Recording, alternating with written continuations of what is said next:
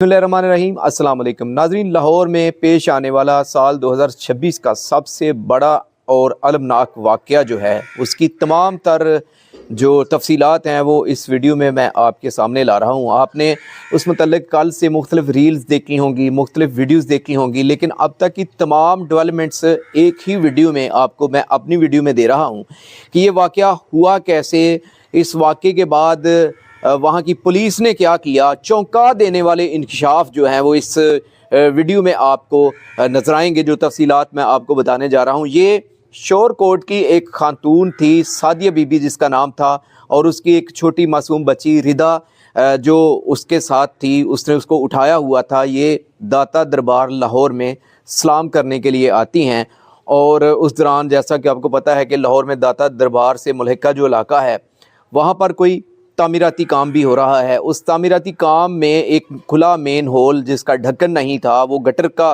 गहरा कुआं था जो जिससे सीवरेज का पानी निकलता था। जब रात का वक्त था तो लाइट उसके आंखों में पड़ रही थी उस खातून के, और वो उसको नज़र नहीं आया कि यहाँ पर ढक्कन खुला है। तो अचानक से वो खातून अपनी 3 साला बच्ची के साथ उस खुले मेन होल में गिर जाती है, जिसके बाद उसका शोहर वहाँ पे वावेला मचाता है, चीखता है, मदद को पुकारता है लोगों को। वहाँ पर लोगों का हजूम जमा हो जाता है, पुलिस वहाँ पे पहुँच जाती है, और पुलिस वहाँ आकर सबसे पहले उसी के खावंद को हिरासत में ले लेती है, और उस गिरने वाली खातून के देवर को भी हिरासत में ले लिया जाता है।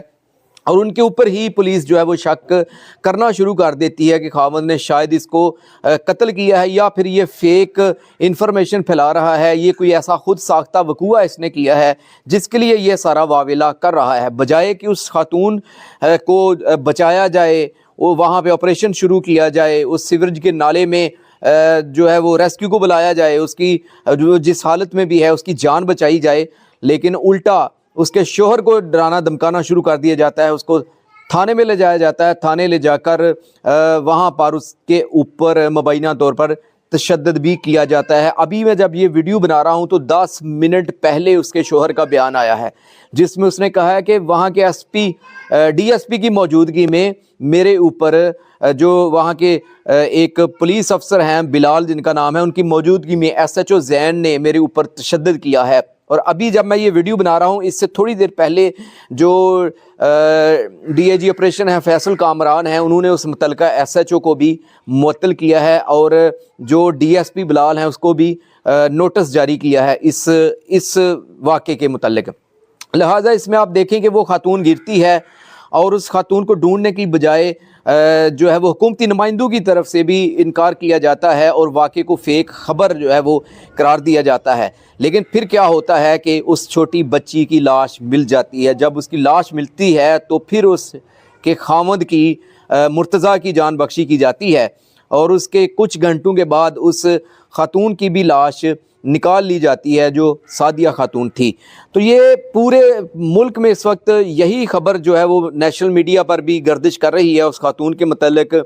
ऐसे वाक़यात आपको पता है कि कराची में देखने को मिलते थे, लेकिन इस बार ये जो बड़ा एक अलमनाक वाक़या हुआ है ये लाहौर में हुआ है, और जिस वाक़े ने लाहौर इंतज़ामिया का पोल खोल के रख दिया है, वहाँ की पुलिस के रवैये का भी पोल खोल के रख दिया है। वज़ीर आला पंजाब एक तरफ पुलिस में इस्लाहात लाने की बातें कर रही हैं, यकीनन इस्लाहात आई भी हैं, लेकिन लाहौर वाक़या ने उन तमाम जो पुलिस का रवैया है वो बता दिया है कि वही हट दर्मी, वही पुराना रवैया, वही पुलिस का कल्चर जिसमें धौंस की जाती है, डराया जाता है, धमकाया जाता है, ये चीज़ें भी सामने आ चुकी हैं।